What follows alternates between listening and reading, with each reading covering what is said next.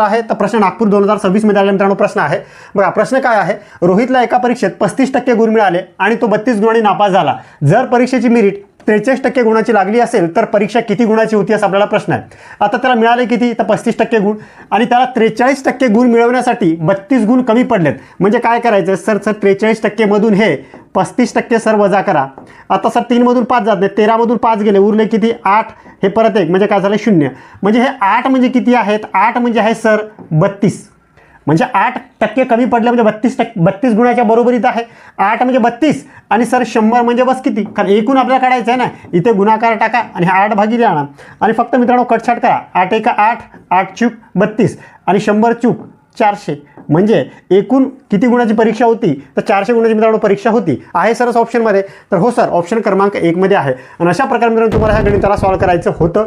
जर मित्रांनो तुम्हाला माझ्यासोबत गणिताची तयारी करायची असेल तर ऑनलाईन ऑफलाईन बॅच आपली अवेलेबल आहे. इथेच आपण थांबूयात. जय हिंद, जय